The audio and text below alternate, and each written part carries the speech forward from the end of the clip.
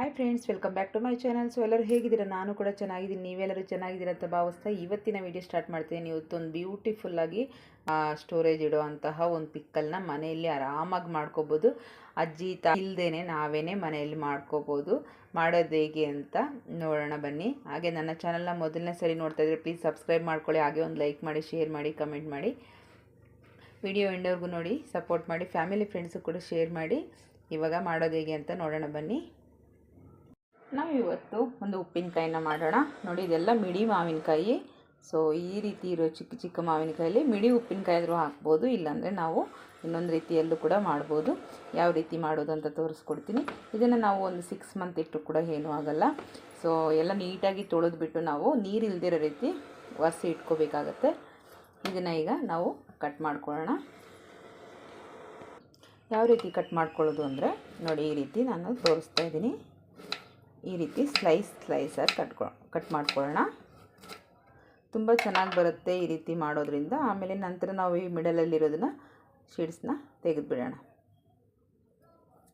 ಈ ರೀತಿ ತುಂಬ ಸಿಂಪಲ್ಲು, ಹಾಗೆ ತುಂಬ ಚೆನ್ನಾಗಿರುತ್ತೆ. ಈಗ ಮಾವಿನಕಾಯಿ ಸೀಸನ್ ಆಗಿರೋದ್ರಿಂದ ಈ ರೀತಿ ಮಾಡ್ಕೊಂಡು ನೋಡಿ, ತುಂಬಾ ಟೇಸ್ಟಿಯಾಗಿರುತ್ತೆ. ಹಾಗೆ ಎಲ್ಲರೂ ಕೂಡ, ಮಕ್ಕಳು ದೊಡ್ಡವರು ಎಲ್ಲರಿಗೂ ಇಷ್ಟ ಆಗುತ್ತೆ. 6 ಮಂತ್ 1 ಇಯರ್ ಕೂಡ ನಾವು ಸ್ಟೋರ್ ಮಾಡ್ಬೋದು. ಆದರೆ ನಾವು ಆಚೆ ಇಡೋದ್ರಿಂದ ಬೇಗ 1 ಇಯರ್ ಗಂಟೆ ಇಡೋಕ್ಕಾಗಲ್ಲ. ಫ್ರಿಜ್ಜಲ್ಲಿ ಇಟ್ಕೊಂಡ್ರೆ 1 ಇಯರ್ ಬೇಕಾದರೂ ಇಟ್ಕೋಬೋದು. ಆಚೆ ಇಟ್ಟರೆ ಒಂದು 6 ಮಂತ್ ಆದರೂ ಇರುತ್ತೆ. ಅದರಲ್ಲೂ ಕೇರ್ಫುಲ್ಲಾಗಿ ನೋಡ್ಕೋಬೇಕಾಗತ್ತೆ. ಸ್ಪೂನು ವೆಟ್ಟಿದ್ದಾಗ ಹಾಕ್ಬಿಟ್ಟು ಕೈಯಲ್ಲಿ ಎತ್ಕೊಳ್ಳೋದು, ಈ ಥರ ಎಲ್ಲ ಮಾಡೋದ್ರಿಂದ ಸ್ವಲ್ಪ ನೀರು ತಾಕಿದ್ರೂ ಕೂಡ ನಮಗೆ ಈ ಪಿಕ್ಕಲ್ ಹಾಳಾಗೋ ಚಾನ್ಸ್ ಇರುತ್ತೆ. ಸೊ ಇದನ್ನು ನಾವು ಈ ರೀತಿ ಮತ್ತೆ ಇದನ್ನು ಕಟ್ ಮಾಡ್ಕೋಬೇಕು. ಯಾವ ರೀತಿ ಅಂದರೆ ನೋಡಿ, ಈ ರೀತಿ ಸ್ಲೈಸ್ ಥರ ಬರಬೇಕು. ಈ ಥರ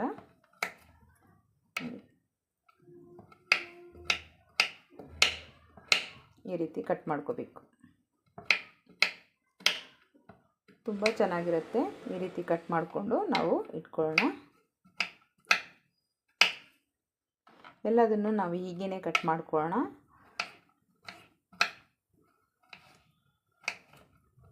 ಇನ್ನೊಂದು ಸ್ವಲ್ಪ ದೊಡ್ಡ ಮ್ಯಾಂಗೋ ಆದರೂ ಪರವಾಗಿಲ್ಲ, ಇನ್ನೊಂದು ಸ್ವಲ್ಪ ದೊಡ್ಡ ಮಾವಿನಕಾಯಿ. ಸೊ ಇಲ್ಲ ಅಂದ್ರೂ ಈ ಸೈಜಲ್ಲಿ ಇದ್ರೂ ಸಾಕಾಗುತ್ತೆ. ಇಲ್ಲ ತುಂಬ ಓಟೆ ಬಲ್ತಿರೋದಾದರೆ ಅಷ್ಟು ಚೆನ್ನಾಗಾಗಲ್ಲ. ಸ್ವಲ್ಪ ನೋಡಿ, ಈ ಥರ ಇದ್ದರೆ ನಮ್ಗೆ ಅಷ್ಟೊಂದು ಬಿಸಾಕುವಂಥದ್ದು ಜಾಸ್ತಿ ಏನಿರಲ್ಲ. ಹಾಗಾಗಿ ಈ ರೀತಿ ಸ್ವಲ್ಪ ಎಳೆದಿದ್ದಾಗಲೇ ತೊಗೊಳ್ಳಿ. ಇದರಲ್ಲಿ ಎಳೆದಿದ್ದಾಗ ಇದರಲ್ಲಿ ಒಂದು ಹಾಲಿನ ಅಂಶ ಇರುತ್ತಲ್ವ, ಹಾಗಾಗಿ ಇದು ಬೇರೆ ಟೇಸ್ಟೇ ಬರುತ್ತೆ. ಈ ರೀತಿ ಕಟ್ ಮಾಡ್ಕೊಂಡು ಇಟ್ಕೊಳ್ಳೋಣ. ನೋಡಿ, ನಾನೆಲ್ಲ ಕಟ್ ಮಾಡಿ ಇಟ್ಕೊಂಡಿದ್ದೀನಿ. ಇವಾಗ ಇಷ್ಟು ಆಗಿದೆ ನೋಡಿ, ಒಂದು ಪ್ಲೇಟ್ ಫುಲ್ಲು. ಈ ರೀತಿಯೇ ಕಟ್ ಮಾಡ್ಕೋಬೇಕು. ಒಂದು ಡ್ರಾಪ್ ನೀರು ಕೂಡ ಇದಕ್ಕೆ ಟಚ್ ಆಗಿರಬಾರ್ದು, ಆ ರೀತಿಯೇ ಇರಬೇಕು. ಈಗ ಇದನ್ನು ನಾವು ಒಂದು ಬೌಲ್ಗೆ ಹಾಕ್ಕೊಳ್ಳೋಣ. ಈ ರೀತಿ ಒಂದು ಗಾಜಿನ ಪಾತ್ರೆಯಲ್ಲಿ ಹಾಕ್ಕೊಂಡು ನಾವು ಸ್ವಲ್ಪ ಸಾಲ್ಟನ್ನು ಹಾಕಿ, ಈಗ ಸಾಲ್ಟ್ ಸೇರಿಸ್ಬಿಟ್ಟು ಕಲ್ಲುಪ್ಪು ಸ್ವಲ್ಪ ನೆನೆಸಿ ಹಾಗೆ ಬಿಟ್ಬಿಡೋಣ ಓವರ್ ನೈಟ್. ಈಗ ಮಿಕ್ಸ್ ಮಾಡ್ಕೊಳ್ಳೋಣ. ಮಿಕ್ಸ್ ಮಾಡಿ ನಾವು ಒಂದು ಪ್ಲೇಟ್ನ ಮುಚ್ಚಿ ಹಾಗೆ ಇಟ್ಬಿಡೋಣ. ಓವರ್ ನೈಟ್ ಇಟ್ಬಿಟ್ಟು ಮತ್ತೆ ನೆಕ್ಸ್ಟ್ ಡೇ ನಾವು ಇದನ್ನು ಪ್ರಾಸೆಸ್ನ ಸ್ಟಾರ್ಟ್ ಮಾಡ್ಕೊಳ್ಳೋಣ. ಈ ರೀತಿ ನೆನೆಸ್ಬಿಟ್ಟು ನೀವು ನೈಟ್ ಹಾಗೆ ಬಿಟ್ಬಿಟ್ಟು ಬೆಳಗ್ಗೆ ಇನ್ನೊಂದು ಸರಿ ತಿರುಗಿಸಿ, ಕೆಳಗಡೆ ಇರೋದು ಮೇಲಕ್ಕೆ ಬರಬೇಕು, ಮೇಲೆ ಇರೋದು ಕೆಳಗೆ ಹೋಗಬೇಕು. ಆ ರೀತಿ ಒಂದು ಸರಿ ತಿರುಗಿಸ್ಕೊಳ್ಳಿ. ನಂತರ ನೀವು ಒಂದು 2 ಅವರ್ಸ್ ಬಿಟ್ಕೊಂಡು ಆಮೇಲೆ ಮತ್ತೆ ಮಾಡ್ಕೊಳ್ಳೋಣ. ಇವಾಗ ಹೀಗೆ ಪ್ಲೇಟ್ನ ಮುಚ್ಚಿ ಇಟ್ಬಿಡೋಣ. ಈಗ ಪ್ಲೇಟ್ನ ಮುಚ್ಚಿದ್ದೀನಿ. ಈಗ ಸೈಡಿಗೆ ಇಟ್ಬಿಡೋಣ. ನೋಡಿ, ಓಪನ್ ಮಾಡಿ ನೋಡೋಣ. ನೋಡಿ, ಎಲ್ಲ ಉಪ್ಪಲ್ಲಿ ಚೆನ್ನಾಗಿ ನೆಂದಿದೆ.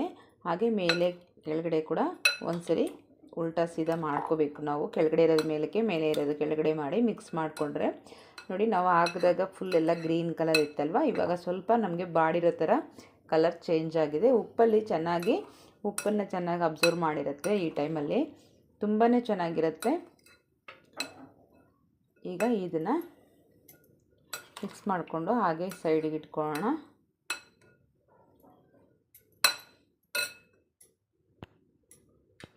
ಈಗ ಒಂದು ಬಾಣಲೆ ಇಟ್ಕೊಂಡು ಸ್ಟವ್ನ ಆನ್ ಮಾಡ್ಕೊಳ್ಳೋಣ. ಈಗ ನೋಡಿ, ಮೆಂತೆ 1 ಟೇಬಲ್ ಸ್ಪೂನ್ ಅಷ್ಟು ತೊಗೊಂಡಿದ್ದೀನಿ.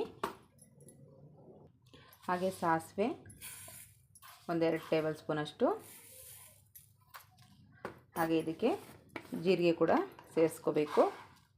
ಸ್ವಲ್ಪ ಡಿಫ್ರೆಂಟಾಗಿರುತ್ತೆ, ತುಂಬ ಚೆನ್ನಾಗಿರುತ್ತೆ. ಯಾವಾಗಲೂ ಮಾಡೋ ರೀತಿ ಮಾಡಿಬಿಟ್ಟು ಸ್ವಲ್ಪ ಚೇಂಜ್ ಮಾಡ್ಕೊಳ್ಳಿ, ತುಂಬ ಚೆನ್ನಾಗಿರುತ್ತೆ. ಒಂದೇ ಥರ ಪಿಕ್ಕಲ್ಗಿಂತ ಸ್ವಲ್ಪ ಡಿಫ್ರೆಂಟಾಗಿ ಮಾಡಿಕೊಂಡ್ರೆ ಸ್ವಲ್ಪ ಟೇಸ್ಟ್ ಕೂಡ ಚೇಂಜ್ ಆಗುತ್ತೆ, ಹಾಗೆ ತುಂಬಾ ಚೆನ್ನಾಗಿರುತ್ತೆ. ಹಾಗೆ ಸ್ವಲ್ಪ ಸೋಂಪನ್ನು ಸೇರಿಸ್ಕೊಳ್ಳೋಣ, ಒಂದು 1/4 ಟೀ ಸ್ಪೂನಷ್ಟು. ಲೋ ಟು ಮೀಡಿಯಮ್ ಫ್ಲೇಮ್ ಇಟ್ಕೊಂಡು ಸ್ವಲ್ಪ ಫ್ರೈ ಮಾಡ್ಕೊಳ್ಳಿ. ಚಿಟಪಟ ಅಂತ ಸೌಂಡ್ ಬರ್ತಿದೆ ನೋಡಿ.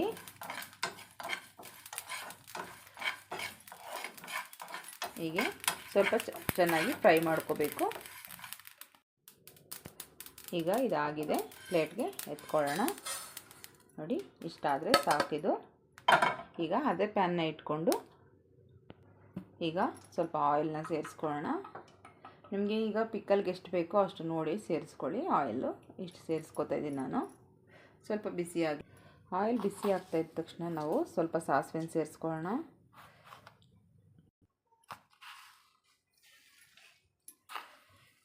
ಸಾಸಿವೆ ಹಾಗೆ ಸ್ವಲ್ಪ ಇಂಗು ನಾವು ಸೇರಿಸ್ಕೊಳ್ಳೋಣ.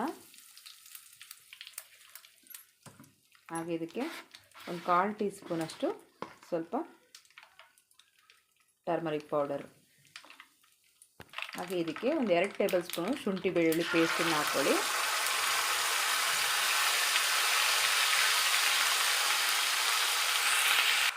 ಇದು ಚೆನ್ನಾಗಿ ಸ್ವಲ್ಪ ಹಸಿ ವಾಸನೆ ಹೋಗೋವರೆಗೂ ಸ್ವಲ್ಪ ಫ್ರೈ ಮಾಡ್ಕೋಬೇಕು. ಈ ರೀತಿ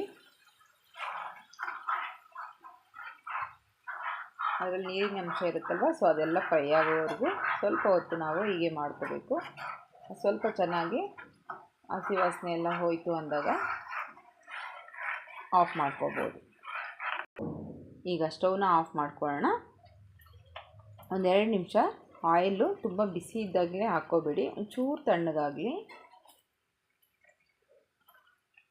ಅಲ್ಲಿವರೆಗೂ ಸ್ವಲ್ಪ ಹಾಗೆ ಬಿಡಿ. ಈಗ ಮಿಕ್ಸಿ ಜಾರ್ಗೆ ನಾವು ಆಲ್ರೆಡಿ ಫ್ರೈ ಮಾಡಿ ಇಟ್ಕೊಂಡಿರೋದನ್ನು ಹಾಕ್ಕೊಂಡು ಸ್ವಲ್ಪ ಪುಡಿ ಮಾಡ್ಕೊಂಬರೋಣ. ಪೌಡರ್ ಮಾಡಿಕೊಂಡು ತೊಗೊಂಡು ಬರೋಣ.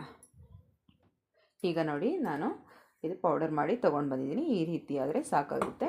ಸೊ ಈಗ ನಾವು ಇದನ್ನು ಇದಕ್ಕೆ ಸೇರಿಸ್ಕೊಳ್ಳೋಣ. ನಾವು ಪೌಡರ್ ಮಾಡಿ ಇಟ್ಕೊಂಡಿರೋದು ಫುಲ್ಲು ಸೇರಿಸ್ಕೊಂಬಿಡೋಣ ಈ ರೀತಿ. ಹಾಗೆ ಇದಕ್ಕೆ ರೆಡ್ ಚಿಲ್ಲಿ ಪೌಡರ್ ಸೇರಿಸ್ಕೊಳ್ಳೋಣ. ಇಲ್ಲೊಂದು 3 ಇಂದ 4 ಟೇಬಲ್ ಸ್ಪೂನಷ್ಟು ತೊಗೊಂಡಿದ್ದೀನಿ ನಾನು ಖಾರದ ಪುಡಿ. ಸ್ವಲ್ಪ ಕಾಯಿಗಳು ಮಾವಿನಕಾಯಿ ಜಾಸ್ತಿ ಹುಳಿ ಇರೋ ಕಾರಣ, ಹುಳಿ ಇದ್ದರೆ ನಮಗೆ ಸ್ವಲ್ಪ ಉಪ್ಪು ಖಾರ ಸ್ವಲ್ಪ ಜಾಸ್ತಿನೇ ಹಾಕ್ಕೋಬೇಕಾಗುತ್ತೆ. ಹಾಗೆ ಇದಕ್ಕೆ ಸ್ವಲ್ಪ ಸಾಲ್ಟ್ ಕೂಡ ಸೇರಿಸ್ತಾ ಇದ್ದೀನಿ. ಆಲ್ರೆಡಿ ಸಾಲ್ಟಲ್ಲಿ ಹಾಕಿ ನೆನೆಸಿದ್ದೀವಿ, ಆದರೂ ಕೂಡ ಇವಾಗ ಖಾರ ಇವೆಲ್ಲ ಆ್ಯಡ್ ಮಾಡ್ತೀವಲ್ಲ, ಸ್ವಲ್ಪ ಸಾಲ್ಟ್ ಬೇಕಾಗುತ್ತೆ. ಇಲ್ಲಾಂದರೆ ಮತ್ತೆ ಸಾಲ್ಟ್ ಕಮ್ಮಿ ಇದ್ದರೆ ಪಿಕ್ಕಲ್ ಹಾಳಾಗೋ ಸಾಧ್ಯತೆ ಇರುತ್ತೆ.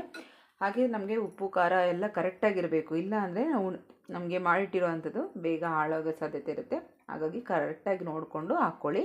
ಸೊ ಈಗ ಸ್ವಲ್ಪ ಉಗುರು ಬೆಚ್ಚಗೆ ಸ್ವಲ್ಪ ತಣ್ಣಗಾಗಿದೆ, ಜಾಸ್ತಿ ಏನಲ್ಲ, ಸ್ವಲ್ಪ ತಣ್ಣಗಾಗಿದೆ. ಸೊ ಈಗ ಈ ಟೈಮಲ್ಲಿ ಹಾಕ್ಕೊಂಡು ಮಿಕ್ಸ್ ಮಾಡೋಣ.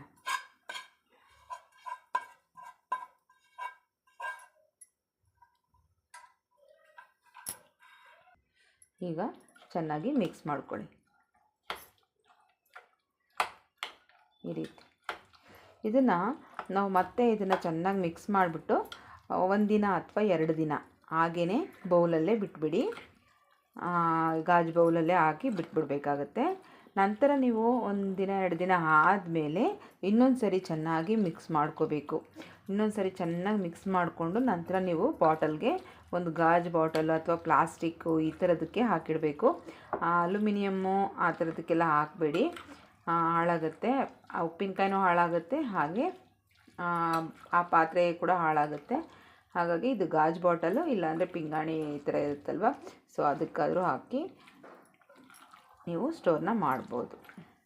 ನೋಡಿ ಎಷ್ಟು ಚೆನ್ನಾಗಿದೆ ಇದು. ಇನ್ನೂ ಸ್ವಲ್ಪ ನೀವು 1 ದಿನ 2 ದಿನ ಬಿಟ್ಟು ನಂತರ ನೀವು ನೋಡಿ ಯಾವ ಥರ ಆಗಿರುತ್ತೆ ಅಂತ. ತುಂಬಾ ಚೆನ್ನಾಗಾಗಿರುತ್ತೆ. ಇವಾಗ ಚೆನ್ನಾಗಿ ಮಿಕ್ಸ್ ಆಗಿದೆ ನೋಡಿ.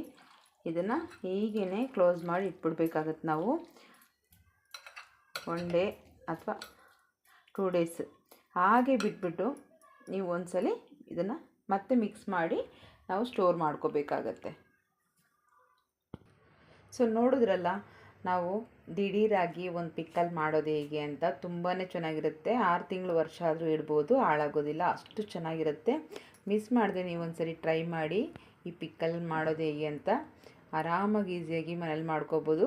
ಇದಕ್ಕೆ ಸ್ವಲ್ಪ ನಾವು ಒಗ್ಗರಣೆ ಹಾಕಿರೋ ಬಾಣಲೆಯಲ್ಲಿ ಸ್ವಲ್ಪ ಅನ್ನನ ಕಲಸಿ ತಿಂದು ನೋಡೋಣ ಎಷ್ಟು ಚೆನ್ನಾಗಿರುತ್ತೆ. ಒಂದ್ಸರಿ ಟ್ರೈ ಮಾಡೋಣ. ಬಾಯಲ್ಲಿ ನೀರು ಬರುತ್ತೆ ನೋಡಿ, ಬಿಸಿ ಬಿಸಿ ಅನ್ನ.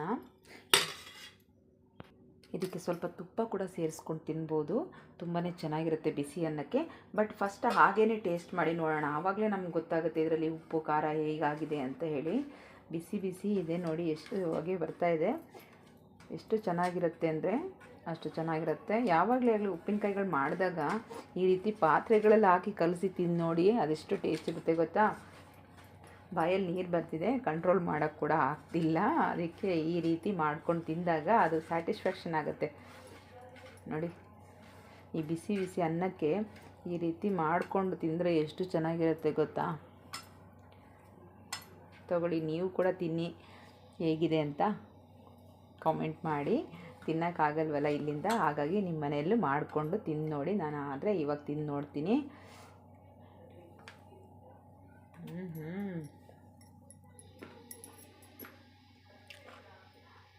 ಬಾ, ಏನು ರುಚಿ ಅಂತೀರಾ. ಖಾರ ಉಪ್ಪು ಎಲ್ಲ ಆಹಾ ಸಖತ್ತಾಗಿದೆ ಟೇಸ್ಟು. ಚೂರು ತುಪ್ಪ ಹಾಕ್ಕೊಂಡು ಕೂಡ ನೋಡೋಣ ಯಾವ ರೀತಿ ಬರುತ್ತೆ ಅಂತ.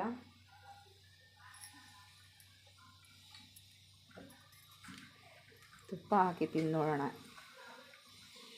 ಖಾರ ಮಾತ್ರ ಚೆನ್ನಾಗಿದೆ. ಖಾರ ಉಪ್ಪು ಸ್ವಲ್ಪ ಜಾಸ್ತಿನೇ ಇರಬೇಕು ಫ್ರೆಂಡ್ಸ್ ಪಿಕ್ಕಲ್ಗೆ, ಆವಾಗಲೇ ಒಳ್ಳೆ ರುಚಿ ಕೊಡುತ್ತೆ ನಮ್ಗೆ. ಆವಾಗ ಪಿಕ್ಕಲು ತುಂಬಾ ಚೆನ್ನಾಗಿ ಬರುತ್ತೆ.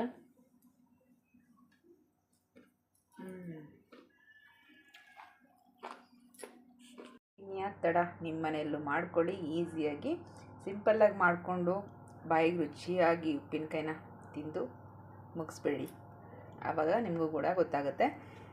Thank you.